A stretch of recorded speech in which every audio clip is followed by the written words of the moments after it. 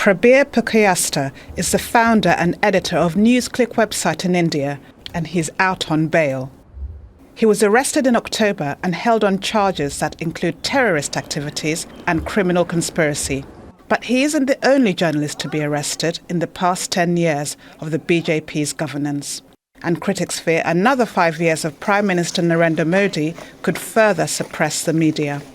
The state seems to be much more involved in deciding that any criticism of the government is in fact could be considered as seditious. India, we seem to be going towards a more repressive state at the moment. India has one of the largest media markets, with nearly 400 news channels and thousands of daily newspapers in English and regional languages. Several are owned by businessmen seen to be close to Prime Minister Narendra Modi.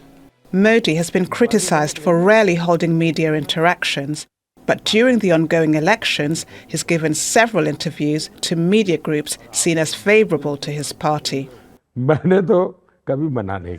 Critics say India has suffered a sharp drop in press freedom in recent years. Don't be an anti-national! Don't be an anti-national! The world's largest democracy fell 25 places on the Press Freedom Index between 2015 and 2023. You have no moral standing. It ranked 161 out of 180 countries last year, down from 150 the year before. Reporters Without Borders says India's media has fallen into what it calls an unofficial state of emergency. The BJP dismisses allegations of media suppression under Modi, saying they've been around since he was Chief Minister, or CM, more than 20 years ago.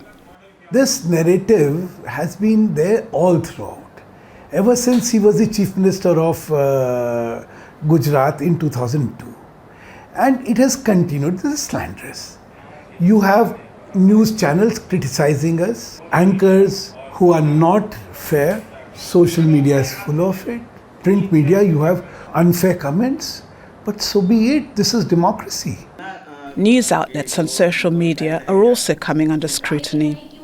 India topped YouTube's list for video removals, with more than 2 million being taken down between October and December.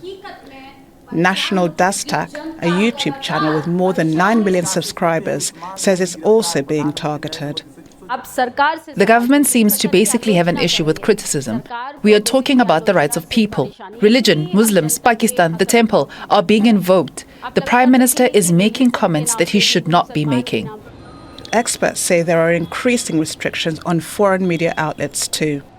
Last year, offices of the BBC in India were raided as part of an investigation by income tax authorities. The raids came after the British broadcaster aired a documentary seen as critical of Narendra Modi. It focused on violence in western Gujarat in 2002, when Modi was Chief Minister of the state. More than 1,000 people, mostly Muslims, were killed in the unrest. The investigating agency has cleared Modi of complicity. What the current government has done is created a sense of fear by creating a strongman image that they will go after media organizations which are critical of them.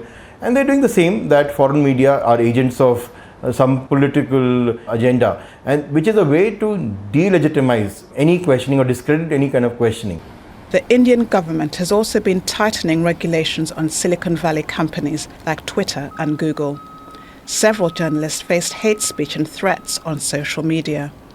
And according to Access Now and Keep It On Coalition, the country led global internet shutdowns for a 6th year in a row, with services being closed down more than 115 times in 2023. Barbara Angopa, Al Jazeera. Make sure to subscribe to our channel to get the latest news from Al Jazeera.